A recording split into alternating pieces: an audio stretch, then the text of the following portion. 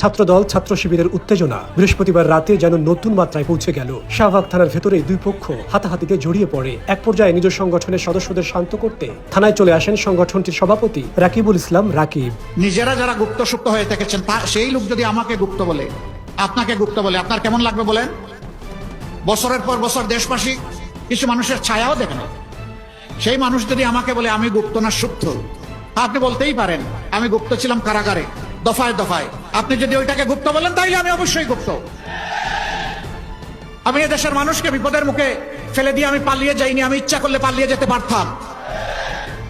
আমি শুধু না, আমার সহকর্মীরা পালিয়ে যায়নি। নিশ্চিত মৃত্যু জেনে আমাদের সহকর্মীরা সাহস করে বাংলাদেশে ফিরে এসেছে। গুপ্তচর অবস্থান, জন্মতার পাকিস্তান, গুপ্তচর অবস্থান। বেশি বাড়াবাড়ি করলে জায়গা মতো কিন্তু হাত দিব, আর জায়গা মতো হাত দিলে এদেশে আপনারা সামান্যতম কোনো স্পেস পাবেন না রাজনীতি করার জন্য। ছাত্রদলকে অসংখ্য ধন্যবাদ কয়েক দশক ধরে বহন করা রক কাটা অপবাদটি থেকে শিবিরকে মুক্তি দেওয়ার জন্য। আমিও এতদিন জানতাম যে শিবির রক কাটে, কিন্তু আজকে জানতে পারলাম যে এটা প্রকৃত মালিক কারা। সবাই ছাত্রদলকে স্পেশাল ধন্যবাদ দিয়ে দিবেন। 40,500 কোটি টাকা এটা ছোটখাটো অ্যামাউন্ট না। একটা বাংকার তৈরির জন্য এতটুকু অ্যামাউন্ট উনি ঋণ করে মাত্র 72 দিনের সরকার ঋণ করছে।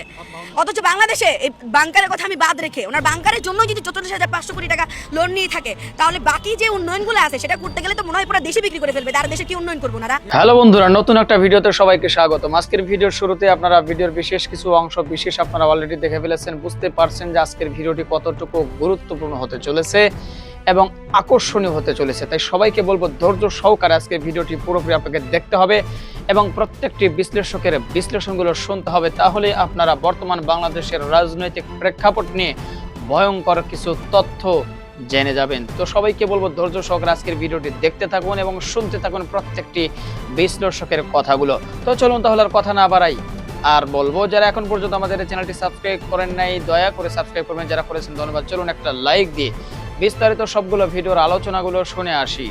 আমি যা দেখছি পরিস্থিতি এরকম থাকবে না। তো আরও অনেক বিস্তারিত এগুলো আপনাদেরকে এখন আর বলছি না, অতএব একটু ধৈর্য ধরতে হবে। আজকে এই যে চিটাং বিশ্ববিদ্যালয়ের ঘটনা নিয়ে, তারপরে ছাত্রদল ছাত্র শিবিরকে বলছে গুপ্ত, ওরা আবার এদেরকে আপনার তারেক রহমানকে অ্যাটাক করছেন। ভাই ছাত্র শিবির বা জামাত ইসলাম, এখানে মূলত ছাত্র শিবিরকে শুধু একটা কথা বলবো, ভাই আপনাদের সাথে গণ্ডগোল হচ্ছে ছাত্রদলের। আপনি ছাত্রদলকে কাউকে যদি কিছু বা ছাত্রদলের সংগঠনকে আপনি যদি করেন, তাদেরকে অ্যাটাক করেন, তাদের ব্যাপারে কথা বলেন, তাদেরকে যা মনে চায় বলেন, কিন্তু আপনি তারেক রহমানকে টেনে যখন নিয়ে আসবেন তখন দলীয় প্রধান হিসেবে সেও কিন্তু তার ধৈর্যের সীমা পার হতে পারে। সো আপনার তারেক রহমানকে নিয়ে তো আসার তো এখানে দরকার নেই। তারা কিন্তু গুপ্ত টুপ্ত এগুলো বলছে, ইটস ওকে, আপনারা তো রাজাকার বলে নেই, আপনারা তো পাকিস্তানি বলে নেই, ওইখান থেকে তো ছাত্রদল বেরিয়ে এসছে, এটার জন্য তাদেরকে অন্তত সাধুবাদ দেওয়া উচিত। কিন্তু আপনি তাদের এইটাকে অ্যাটাক করতে যায়, তাদের সাথে মারামারি করছেন, তাদের সাথে কিন্তু সব ঠিক আছে, কিন্তু তারেক রহমানকে অ্যাটাক করেন না। এটাতে দলীয় প্রধান যিনি, তার সাথে আপনাদের দলীয় যিনি প্রধান আছেন, আমার কাছে যতটুকু তথ্য, তারা প্রতিদিন তাদের ব্যাপারে তাদের সাথে ব্যক্তিগত আলাপ হয়, মানে রাজনৈতিক আলাপ ব্যক্তিগতভাবে হয়। এবং এই আগামীকালকে সংসদে যে জামাত ইসলাম ওয়াকআউট করবে সেটাও বিএনপি একদিন আগে জানে যে কালকে ওনারা করবেন, এবং সেটারও মোটামুটি দুইজনের মধ্যে নেগোসিয়েশনের মাধ্যমেই হয়। এখন এটার কারণ কি, এটা আপনার অনেকের হয়তো মনে হতে পারে যে জামাত ইসলাম তাহলে এরকম করে কেন। দেখেন, জামাত ইসলামের এবং বিএনপির সামনে এখন যে চ্যালেঞ্জ, সেই চ্যালেঞ্জ হচ্ছে ভারত এবং আওয়ামী লীগ। এটা যেন ব্যাক না করে। জামাত ইসলামের টার্গেট আওয়ামী লীগকে যতদিন রাজনীতির বাইরে রাখা যাবে। তারা সরাসরি বলি যে 5 বছর যদি আওয়ামী লীগ না থাকে, কোনো সম্ভাবনা নেই, আল্লাহর রহমতে কোনো সম্ভাবনা নেই, পৃথিবীর কোনো যৌক্তিক কারণে আল্লাহ যদি ওহী নাযিল করে কিছু করে সেটা অন্য জিনিস। কিন্তু আওয়ামী লীগের আগামী 10-15 বছরের ভেতরে বাংলাদেশে রাজনীতি করার কোনো সুযোগ আমি দেখছি না। যদি আসেও মনে করেন 15 বছর পরে, তাদের ক্ষমতায় আসতে আরও 15 বছর লাগবে। যদি হাইপোথেটিক্যালি কোনো অকারেন্স, কোনো আকাম কুকাম যদি বিএনপি জামাত না করে, তাহলে হয়তো আসতে পারে। কারণ শেখ মুজিবের আকাম কুকামের সেই দৃশ্য কিন্তু আমরা ভিজুয়াল মিডিয়াতে, তখন পিনাকি ইলিয়াসরা ছিল না, সো তাদের এই ভিজুয়াল এগুলো আপনাদেরকে দেখাইতে পারে না কেউ। আজকে আমরা সব কিছু আমাদের চোখের সামনে ঘটেছে। অতএব জামাত চায় তারা যদি 5 বছর না থাকে, হাসিনা অধ্যায় বাংলাদেশে শেষ। যদি 10 বছর আসতে না পারে, তাহলে আওয়ামী লীগ ফিরে আসবে, তবে ওই মুসলিম লীগ হয়ে ফিরে আসবে, জাতীয় পার্টি হয়ে ফিরে আসবে। এর বাইরে কোনো কিছু না। তারও যদি 10-15 বছর বেশি হইলে, তাহলে ওই আমতারেকের মতো বিকাশে টাকা টোকা চায়া খাইতে হবে। এর বাইরে কোনো কিছু এই দেশে কোনো সম্ভাবনা নাই, যত কিছুই করুক তারা। এখন এই যে একটা চ্যালেঞ্জ, যে আওয়ামী লীগকে যেভাবেই হোক 10-15 বছর অন্তত রাজনীতি থেকে দূরে রেখে তাদেরকে পঙ্গু করতে হবে, এটা দুইটা দল যদি মিলেমিশে না থাকে তাহলে সম্ভব না।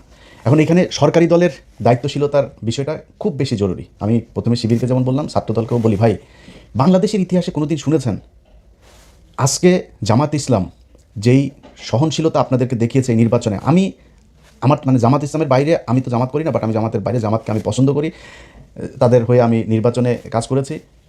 জামাতের বাইরে যদি সবচেয়ে বেশি জানে সেটা মনে হয় আমি জানি। এখন জামাত ইসলামকে যদি নাকি আপনি মনে করেন যে নির্বাচনের রাত থেকে শুরু করে আজকে পর্যন্ত তাদের যেই কথাবার্তা, তারা যেই ধৈর্যের পরিচয় দিয়েছে, গত পরশু দিনের কথাই বলি, জামাতের আমির বাংলাদেশের ইতিহাসে প্রথম বিরোধী দলীয় নেতা, একটা জাতীয় ক্রাইসিসে এরকম এই নির্বাচন থেকে পর্যন্ত বিএনপি যদি বিরোধী দলে যেত, আমি গ্যারান্টি দিতে পারি আপনাদেরকে এর মধ্যে অন্তত 15 দিন হরতাল হয়ে যেত, সরকার পতনের আন্দোলন ডাক চলে আসতো। বিরোধী দলীয় নেতা বলে যে এটা সরকারের তৈরি করা সংকট না, এই সংকট বৈশ্বিক সংকট। শফিকুর রহমান বলে নাই সংসদে দাঁড়ায় এই কথা? বাংলাদেশের ইতিহাসে কোনোদিন বিরোধী দলীয় নেতা সরকারকে এইভাবে সাপোর্ট দিয়েছে? কোনো দিন দিয়েছে? কখনই হয়নি। আজকে সেটা জামাত ইসলাম দিচ্ছে। সো এইটুক ধৈর্য আপনাদের ভেতরে রাখা উচিত। আর আপনারা মারামারি করেন, কাটাকাটি করেন, যাই করেন, একটু মনে রাখেন এই গেল 1.5 বছর আগে একসাথে জেলখানায় বসে এর বাড়ির মুরগির গোশত আপনি খেয়েছেন, ওনার বাড়ির ডিমের তরকারি আপনি খেয়েছেন, আপনাদের কাছ থেকেই শোনা, জেলখানায় বসে আপনাদের কাছ থেকে শুনেছি।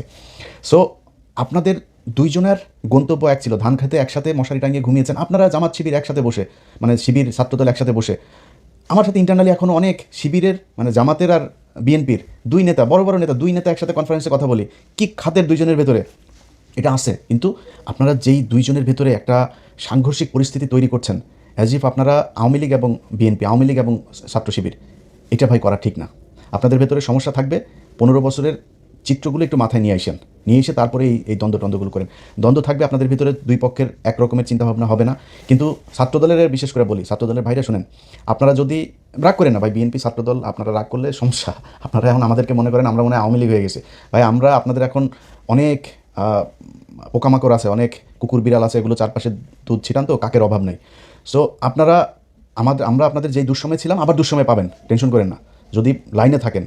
আর যদি সুসময় এর চাইতেও শক্তিশালী হন, ইন্ডিয়ার পেটে ঢোকেন, জীবনে কোনোদিন পাবেন না। সো আপনাদেরকে শুধু একটা কথা বলি, আওয়ামী লীগ যেই স্টাইলে বিশ্ববিদ্যালয় চালিয়েছে ছাত্রলীগ, সেই একই স্টাইলে যদি আপনারা এই টেন্ডারবাজি, সেই আপনার ওই guest room test room culture, আপনি সেই রিগিং টিং সব এই যদি আগের মতোই যদি শুরু করেন, তাইলে কিন্তু ভাই অবস্থাটা সেই ছাত্রলীগের মতোই হবে। সামনাসামনি অনেকে কিছু বলতে পারবে না, সবাই শিবিরের সাথে যোগ দিয়ে আপনাদের সাথে গ্যাঞ্জামও করবে না, কিন্তু মনের ভেতরে ঘৃণাটা থাকবে। আপনি দেখেন এই ছাত্রলীগ বিশ্ববিদ্যালয়, পুরো বিশ্ববিদ্যালয়টাকে তাদের বিরুদ্ধে খেপিয়ে তুলেছে 15 বছরে। তারা বুঝতেই পারে নাই এই পরিস্থিতি যে হবে, এটা কিন্তু তারা বুঝে নাই। তারা কি করেছে, তারা তাদের মতো করে চলেছে। আরে বাবা, বিশালী ছাত্রদলের যে সভাপতিরা ছিল ঢাকা বিশ্ববিদ্যালয়, এখনও মনে আছে, কালো চশমা চোখে দিয়ে, কোথায় তোরা? সাদ্দাম, এই যে এরা টোকাই মোকা, এগুলো কোথায় এখন? কোনো দেশের মানুষ তাদের পক্ষে নাই। এই হচ্ছে অবস্থা। এটা কেন হয়েছে? আপনাদের কারণে হয়েছে। এখন আপনারা যদি আজকে যদি সেই ছাত্রলীগের মতো আচরণ করেন, তাহলে কিন্তু আপনাদের প্রতি মানুষ এভাবে বেশি উঠবে। এই বাংলাদেশ কিন্তু গেল 1.5 বছরে ডাকসু জাকসু যত জায়গায় শিবিরের এই আপনার ছাত্র সংসদগুলো তৈরি হয়েছে, তারা কিন্তু একটা চিত্র দেখেছে। কি দেখেছে এটা ভাই আপনারা ভালো জানেন। বিএনপির লোকজন, আপনাদেরকে বলি ভাই, আপনারা যদি এখন মনে করেন যে মানে তর্ক করার জন্য গায়ের ধাক্কা দিয়ে একটা কথা বলবেন, বলতে পারেন, রাজাকার মাজাকার হাবি জাবি গালাগালি করে কথা। অনেক ভাইদের এখন দেখি ফেসবুকে, আমার এক সময় খুব ক্লোজ ছিল, তারা এখন আমাদের বিরুদ্ধে যায়, কোনো সমস্যা নয়। আপনার মতো এরকম 2-4-5 হাজার মানুষ আমাদের বিরুদ্ধে বললে যাবেও না, আসবেও না। কিন্তু নিজেরা কোশ্চেন করেন তো, আপনি যেই এমপি সাহেবের হইয়া রাজনীতি করেন, ধান্দাবাজি করে, টেন্ডারবাজি করে, জামাতের লোক, জামাতের এমপি, আমার বিভাগের কথাই বলি আপনাদের, আমার বিভাগের এক এমপি খুব সুপরিচিত সারা দেশে, তিনি গত সপ্তাহে ফোন করছেন, ওরা বলতেছে, ইলিয়াস ভাই একটু পরামর্শ চাই। কি ভাই? দেখেন বিএনপির লোকজন এইভাবে এসে বিভিন্ন কাজটা, যেগুলো তাদের লোকজনকে কোনো নিয়ম শৃঙ্খলা নাই, তারা এইভাবে জোর করে চাচ্ছে। তো কেন্দ্রকে জানাইলাম, কেন্দ্র বললো যে বেশি বাড়াবাড়ি করার দরকার নেই বিএনপির সাথে। এই হচ্ছে অবস্থা ভাই। আপনারা এগুলি করেন, আপনাদের রাজনীতিটাই 2 নাম্বারই করার জন্যই করেন, এটা নিয়ে কিন্তু সমস্যা নাই। আমাকে যারা গত 15 বছর দেখেছেন, বিশেষ করে শেষ 8 বছর আমার এই ফেসবুক ইউটিউবে যারা আমাকে দেখেছেন, আমি সরাসরি একটা কথা বহুবার বলেছি যে বিএনপি যদি আওয়ামী লীগের মতো 15 বছর ক্ষমতায় থাকে, দুর্নীতির ক্ষেত্রে আওয়ামী লীগের চেয়ে তো বেশি হতে পারে। এই কথা যারা আমার ভিডিও দেখেছেন আপনারা স্বীকার করেন যে হ্যাঁ, এটা ইলিয়াস বলেছে। আজও বলছি, দুর্নীতিতে আপনারা তার চাইতেও ভালো কিছু করবেন, এটা আগেও আপনারা প্রমাণ করে গিয়েছেন। দুর্নীতি নিয়ে আমাদের কোনো সমস্যা নেই ভাই, আমি এটা নিয়ে গ্যারান্টি দিতে পারবো না। এই বাংলাদেশ গত 1.5 বছরে দেখলাম তো, আসিফ নজরুল আর ইউনুসের মতো লোক সামলাইতে পারে নাই এই দেশের নিয়ে। আর আমার এই দুর্নীতির ব্যাপারে কোনো হিসাব নেই। নিজেরা এখন জুতা দিয়ে পিটাইতে মন চায় যে কেন কিছু টাকা পয়সা কামাই নেই, গেল 1.5 বছরে অনেক সুযোগ এসেছিল, কামাই নেই। সেই টাকাগুলো থাকলে এখন আবার নিজের টাকা পয়সা নিয়ে টেনশন করতে হতো না। তো আপনারা দুর্নীতি করেন, এটা মানে নিন। সো আপনাদের চাইতে তাদের চরিত্র কিন্তু উন্নত, এই জায়গাতে অন্তত উন্নত। এটা আপনারা না বুঝলে গত নির্বাচনে আপনারা দেখেছেন কারা কাদেরকে ভোট দিয়েছে। আপনাদের মানুষকে ভোট না দিতে যাওয়ার জন্য আপনারা বিভিন্ন জায়গায় গ্যাঞ্জাম করেছেন। এটা নির্বাচনের দিনের ভিডিও আমার এই চ্যানেলেই দেখতে পারবেন, এটা আপনারা করেছেন। এখন আজকে যদি আপনারা তাদের সাথে এই ধরনের আচরণ করেন, তারা তো আপনাদের চেয়ে উন্নত চরিত্রের ভাই, তারা বিরোধী দল হিসেবে আপনাদেরকে ভদ্রতা দেখাচ্ছে, সহনশীলতা দেখাচ্ছে, অথচ আপনারা তাদের উপরে এইভাবে আওয়ামী লীগ ছাত্রলীগের লোকজন নিয়ে তারপরে হামলা করছেন। এই জিনিসটা করেন না। সো দুইজনের কাছে দুইটা অনুরোধ থাকলো ভাই, একটু সাবধানে। আপনাদের মূল নেতা কিন্তু তলে তলে কিন্তু ঠিক আছে। আরও কিছু দেখবেন, আগামী 1 বছরে বাংলাদেশের সাথে ভারতের যুদ্ধও বাড়তে পারে, এই জন্য প্রস্তুতি থাকেন। বাংলাদেশের মানুষ প্রস্তুত আছে। তারেক রহমানকে বলতে চাই, তারেক রহমান বিএনপি, আমি ইলিয়াস হোসেন প্রথম ব্যক্তি হব ইউএসএ থেকে ফ্লাই করব বাংলাদেশ ইনশাল্লাহ, যদি ভারতের সাথে আপনারা যুদ্ধ, আপনাদের উপরে যদি ভারতের কোনো যুদ্ধ শুরু হয়, সেই পরিস্থিতি যদি হয়, যদি হয়। কিন্তু আপনারা যারা অন্যরা যারা আছেন, তারা এই যে দুইজনের ভেতরে যে সম্পর্ক, এই সম্পর্ক তো আপনাদেরকে সবার কানে কানে যায় বলে দিয়ে আসবে না। বলে দিয়ে আসলে এখানে সিকিউরিটির অনেক ব্যাপার আছে, অনেক পলিসির ব্যাপার আছে, অনেক পরিকল্পনা আছে। এই পরিকল্পনাগুলোর বিষয়গুলো তারা জেনে যাবে। সো তাদের ভেতরে ঠিক আছে, আপনাদের কাছে অনুরোধ থাকলে 1 বছর ধৈর্য ধরেন। আমিও কিন্তু 1 বছর দেখবো, 1 বছরের বেশি আবার দেখতে যাব না। 1 বছরের ভেতরে সব আমি কোন পক্ষে যাব, কোন দিকে কথা বলবো, সেটা পরিষ্কার হয়ে যাবে। এখন বিএনপিকে সহায়তা করতে চাই। বিএনপি রাষ্ট্র পরিচালনা করছে, জামাত ইসলাম যেভাবে সহায়তা করে, আমরাও ভাই চাই আপনারা একটু সময় নেন। এই যে তেলের সমস্যা নিয়ে এখন আওয়ামী লীগ প্রতিদিন তাদের পেজে আপনার টকশো করে, বিভিন্ন বিশেষজ্ঞদের নিয়ে টকশো করে। শেখ হাসিনা নেই আজকে এই অবস্থা, তোরা চুরি করে গেছিস, তোরা চুরি করে বাংলাদেশ আজকে পঙ্গু বানায়, ওরা এখন করে, ওরা কী উন্নয়ন করিস? উন্নয়ন তোর বাপের টাকা দিয়ে করছিস, এই দেশের মানুষের টাকা দিয়ে উন্নয়ন করছিস, সেই টাকা লুটপাট করে তারপর নিয়ে গেছিস। 1 টাকার জিনিস 10 টাকা দিয়ে কিনা তারপরে তোরা এই করছিস। এই রূপপুর পারমাণবিক বিদ্যুৎ কেন্দ্র, এটাতেই তোরা $6 বিলিয়ন খাইছিস। পদ্মা সেতুতে $2 বিলিয়ন, 20,000 কোটি টাকা খাইছিস। এখনকার হিসাবে তার চাইতে আরও বেশি টাকা। তো তোরা এগুলি খাইছিস, তোরা আমাদের টাকা নিয়ে তারপরে তোর বাপের নামে করতে চাস, তোরা উন্নয়ন করেছিস, দেশটারে ধ্বংস করে দিয়ে গেছিস। এত বৈদেশিক যে লোন, এগুলো এখন বিএনপিকে টানতে হচ্ছে। সো আমরা ভাই পক্ষে কথা বললে সুন্দর করে বলতে পারবো, পক্ষের কথা বলতেও চাই, আপনাদেরকে সব ধরনের সহযোগিতা দিতে চাই। আল্লাহর ওয়াস্তে যত পারেন চুরি করেন, চুরি আমাদের এটা বাপদাদারা শিখাই গেছে, এটা আমাদের রক্তের মধ্যে আছে, কোনো সমস্যা নেই। খালি ইন্ডিয়ার পেটে ঢুকেন না, এটাই বিএনপির কাছে অনুরোধ, আর কোনো কিছু না। যে কোনো বিষয় পাবেন, যে কোনো ব্যাপারে জাস্ট আমাদেরকে একটু বুঝাইলে হবে, এই বিষয়টা এইভাবে হচ্ছে, এইভাবে করতে আমাদের নিজের, আমরা খোলা চোখে একরকম দেখবো, ভেতরে যদি আরেক রকম, সেটা আমাদের জানতে হবে, বাস জানাইলেই হবে খালি। যাই হোক, বিএনপি এবং জামাত দুইটা দলের ছাত্র সংগঠন, আপনাদের কাছে অনুরোধ থাকবে, এবং ফেসবুকে যারা আছেন বিশেষ করে আপনাদের কাছে অনুরোধ থাকবে, ভাই চিটাং বিশ্ববিদ্যালয়ে গিয়ে কিন্তু তারেক রহমান মারামারি করে নেই। সো আপনারা তারেক রহমানকে নিয়ে, তারপরে যে ওই জিনিসটাও আমি এখন আমার ভিডিওতে বলছি, এটা আবার কাইটা নিয়ে আবার অন্য জায়গায় নিয়ে দিয়ে আসতে পারে, যেখানে বলছি না কী বলেন আপনারা তারেক রহমানকে নিয়ে, এটা আপনারা ভালোই জানেন, সোশ্যাল মিডিয়াতে এটা নিয়ে এইভাবে করছেন। সো এইটা তারেক রহমানকে টানেন না, ছাত্র দলের বিরুদ্ধে বলেন, ওদের নানান পলিসি নিয়ে বলেন, ওদের যা যা করে সেগুলো নিয়ে বলেন, তারেক রহমানকে অফ রাখেন। এবং বিএনপির প্রতি অনুরোধ থাকবে, জামাতকে একটু সময় করে চলেন, তারা কিন্তু যথেষ্ট আপনাদের প্রতি রেসপেক্ট দেখাচ্ছে, সহনশীলতা দেখাচ্ছে, সহযোগিতা দেখাচ্ছে। সো দেশটা সামনের দিকে নিয়ে যাইতে হবে, সামনের দিকে নিতে হলে আগে এই ইন্ডিয়া এবং আওয়ামী লীগকে বাদ দিতে হবে, সেটার জন্য কাজ চলছে, সেই কাজগুলো ঠিকমতো হোক, যেভাবে শুনছি আল্লাহ যেন সেটা সত্যি করান। সারা বাংলাদেশ থেকে একযোগে বাংলাদেশ ইসলাম ছাত্র শিবির কঠিন বার্তা দিয়ে দিয়েছে যে ক্যাম্পাসগুলোতে কোনো সন্ত্রাস টলারেট করা হবে না। দর্শক, একই সাথে তারেক জিয়ার একটা ভয়াবহ এক্সপেরিমেন্ট শিবির ব্যর্থ করে দিয়েছে, এবং শুরুতেই ছাত্রদল বিএনপির এমনকি তারেক জিয়ার 20 দাঁত ভেঙে দিয়েছে কার্যত। দর্শক, it's very significant. Chittagong city college থেকে যে ঘটনা, এটা শুধু জাস্ট ছাত্রদল শিবিরের মধ্যে সংঘাত, সংঘর্ষ, মারামারি কিংবা ছাত্রদলের পক্ষ থেকে শিবিরের পায়ের গোড়ালি এবং রক কেটে দেওয়া নয়, এটা তারেক জিয়ার একটা এক্সপেরিমেন্ট। এটা রাজনীতির তাৎপর্য অনেক। তো দর্শক, শিবির এটাকে খুব সিরিয়াসলি নিয়েছে এবং যা করার সবই করেছে, এবং শিবির এখানে অত্যন্ত সূক্ষ্মভাবে বিষয়টা নিয়ে খেলছে এবং ডিল করছে। দর্শক,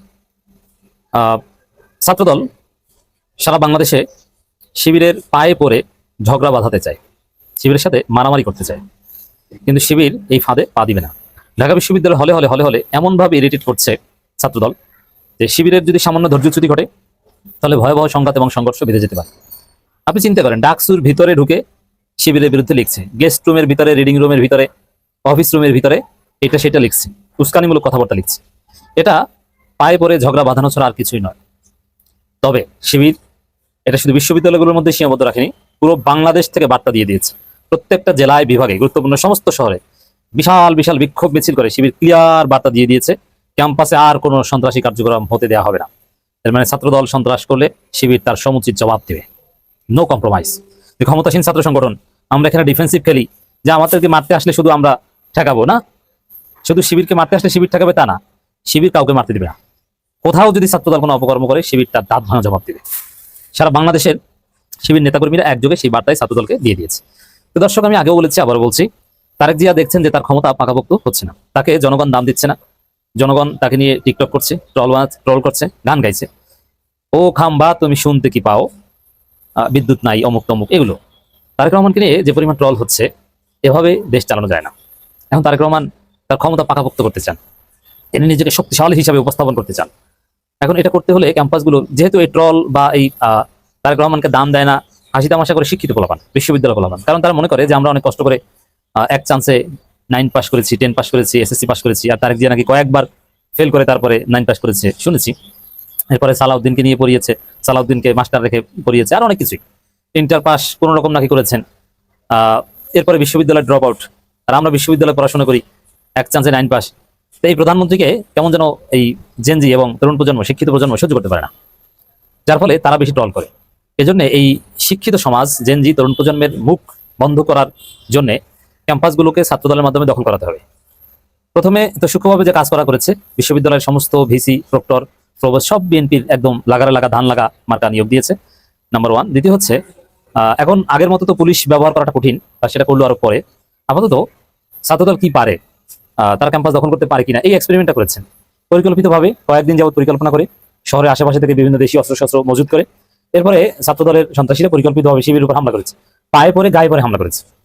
দেখেন, জুলাই গ্রাফিতি, শিবিরকে গুপ্ত লেখা বা এগুলো লিখতে পারে, এটা যার অধিকার, যে কোনো খালি দ্বারে লিখতে পারে, আপনি খাম্বায় লিখতে পারেন, সমস্যা নেই। কিন্তু অন্যের গ্রাফিতির উপরে লেখা অথবা জুলাই গ্রাফিতির কোনো একটা অংশ বিকৃত করে কেটে দিয়ে সেখানে গুপ্ত লিখে দেয়া, ছাত্র রাজনীতি চলবে না। এখানে ছাত্র রাজনীতি, ওই যে ছাত্র কেটে আপনি গুপ্ত রাজনীতি লিখে দিচ্ছেন, এটা অন্যের লেখার উপর হাত দেওয়া, অন্যের পোস্টার ছেড়া, অন্যের পোস্টারের উপর পোস্টার লাগানো, এটা কিন্তু দণ্ডনীয় অপরাধ। এইভাবে পায়ে পরে ঝামেলা বাঁধাচ্ছে ছাত্রদল। এটা তারেক জিয়ার নির্দেশ যে তোমরা এরকম করে দেখো, তারপরে মারামারি করে দেখো তোমরা পারো কিনা, ওদের রিয়াকশনটা কি। যদি ওদেরকে একটু নরম পাও তাহলে তোমরা ক্যাম্পাসগুলো ধীরে ধীরে এভাবে দখল করো, বিভিন্ন জায়গায় এই গুপ্ত শব্দ লেখা নিয়ে বা যেভাবে হোক পায়ে পাড়া দিয়ে মারামারি বাঁধাও। শিবির এটা টের পেয়েছে, যার ফলে এই সুযোগ আর তারা দিতে চায় না। তারা এটাকে ফান হিসাবে নিয়েছে এবং এরা এই গুপ্ত লেখার পাশে দাঁড়িয়ে সেলফি তুলছে, টিকটক করছে, মজা করছে, ফান করছে। Very interesting. তো দর্শক, এবং স্পষ্ট বার্তা যে ক্যাম্পাসে আর কোনো সন্ত্রাসী কার্যক্রম হতে দেওয়া হবে না। এবং শিবির বাংলাদেশে, পুরো বাংলাদেশে বিক্ষোভ মিছিল করেছে এবং এক একটা মিছিলে বিপুল সংখ্যক রানিং শিক্ষার্থী। শিবির বিভিন্ন জায়গায় যে পরিমাণ শিক্ষার্থীদেরকে নিয়ে বিক্ষোভ মিছিল করেছে, একটা জেলায় যে পরিমাণ শিক্ষার্থী বিক্ষোভ মিছিলে উপস্থিত হয়েছে, শিবির ছাত্রদল 10টা জেলায় ওই পরিমাণ রানিং শিক্ষার্থী নিয়ে বিক্ষোভ মিছিল করতে পারবে না। ছাত্রদলের বিক্ষোভ মিছিলে দেখা যায় লুঙ্গি পরা, দাড়ি পাকা লোকজন, আর শিবিরের বিক্ষোভ মিছিলে সব রানিং টকবগে রক্ত গরম হওয়া জেনজি ক্রস করে না, এই সংখ্যাটাই বেশি। দর্শক, রাজধানীতে ঢাকা মহানগর দক্ষিণ বিশাল বিক্ষোভ মিছিল অনুষ্ঠিত করেছে।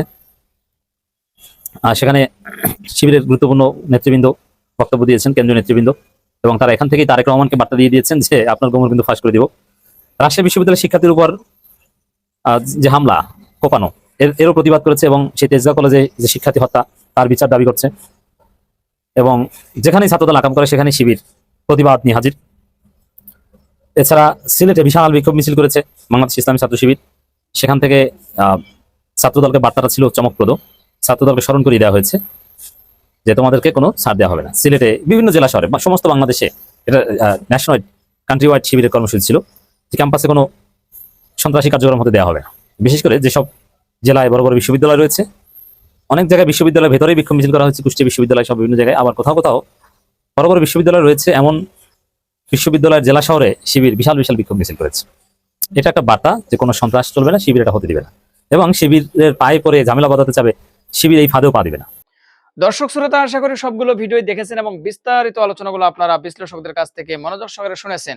তো আজকের আলোচনাটি শুনে, প্রত্যেকটি বিশ্লেষকের বিশ্লেষণ শুনে কি জানলেন বুঝলেন, অবশ্যই আপনাদের মূল্যবান মতামতটা ভিডিওর কমেন্ট বক্সে জানিয়ে দিবেন। আর হ্যাঁ, পারলে ভিডিওটি শেয়ার করে সবাই দেখার সুযোগ করে দিবেন।